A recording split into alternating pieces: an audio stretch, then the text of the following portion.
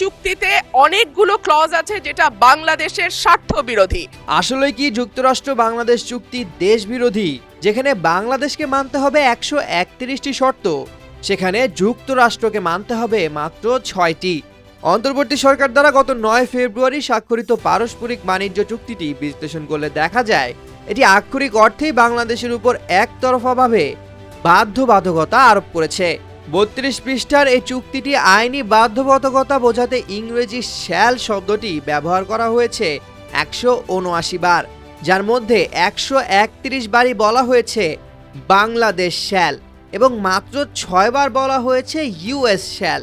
একটি স্বাধীন রাষ্ট্রের উপর এমন একপাক্ষিক শর্তের বেড়াজাল কোনোভাবেই সমমর্যাদার চুক্তির লক্ষণ হতে পারে না বলেই মত বিশ্লেষকদের। উন্নত প্রযুক্তি এবং অভিজ্ঞ চিকিৎসক দলের নিরলস প্রচেষ্টায় আমরা আছি আপনার পাশে। ডেল্টা হাসপাতাল। চুক্তির শর্তগুলো গভীরভাবে পর্যালোচনা করলে অর্থনৈতিক আত্মসমর্পণের ভয়াবহ চিত্র ফুটে ওঠে।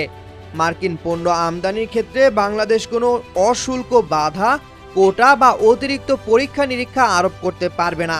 যুক্তরাষ্ট্রের কৃষি পণ্য, চিকিৎসা সরঞ্জাম থেকে শুরু করে মোটরযান সবকিছুই অবাধে দেশে ঢুকবে। এমনকি মার্কিন সরকারের অনুমোদন থাকলে বাংলাদেশ নতুন করে কোনো পরীক্ষা বা লাইসেন্স চাইতে পারবে না।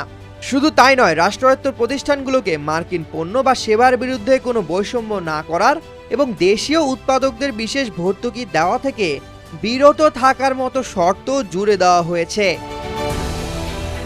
এই চুক্তি কেবল বাণিজ্যের গণ্ডিতেই সীমাবদ্ধ নেই, এটি হাত বাড়িয়েছে রাষ্ট্রের সার্বভৌম নীতি নির্ধারণেও। তেল, গ্যাস, বীমা ও টেলিযোগাযোগ খাতে মার্কিন বিনিয়োগের উপর বিদেশি মালিকানার সীমা শিথিল করার নির্দেশ দেওয়া হয়েছে। ডিজিটাল সেবার উপর মার্কিন কোম্পানিগুলোর ক্ষেত্রে বৈষম্যমূলক কর বসানো যাবে না। চুক্তির সবচেয়ে স্পর্শকাতর বিষয় হলো যুক্তরাষ্ট্রের স্বার্থ ঝুঁকিতে পড়ে এমন কোনো দেশ থেকে বাংলাদেশ পারমাণবিক চুক্তি বা জ্বালানি কিনতে পারবে না। অর্থাৎ বাংলাদেশ চাইলেও চীন বা রাশিয়ার মতো দেশ থেকে জ্বালানি কিংবা নিজের পারমাণবিক প্রকল্প বাস্তবায়ন করতে পারবে না। দেশের অভ্যন্তরীণ শ্রম আইন সংশোধন, ইপিজেড ট্রেড ইউনিয়ন করার অধিকার নিশ্চিত করা এবং ন্যূনতম মজুরি প্রতি বছর পর্যালোচনার মতো বিষয়গুলো চুক্তির বাধ্যবাধকতায় যুক্ত হয়েছে। অথচ বাংলাদেশ যদি অবাজার অর্থনীতির কোনো দেশের সঙ্গে চুক্তি করে যা মার্কিন স্বার্থ ক্ষুণ্ণ করে, তবে যুক্তরাষ্ট্র সহজেই এই চুক্তি বাতিল করে আগের শুল্ক বসিয়ে দিতে পারে। জাতীয় সংসদে চুক্তিটি বাতিলের দাবি উঠেছে এবং রাজনৈতিক দল ও অর্থনীতিবিদরাও এর কঠোর সমালোচনা করেছেন।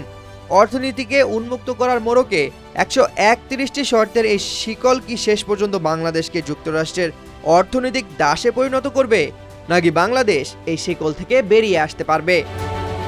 সামিউল জয়, 21 টেলিভিশন।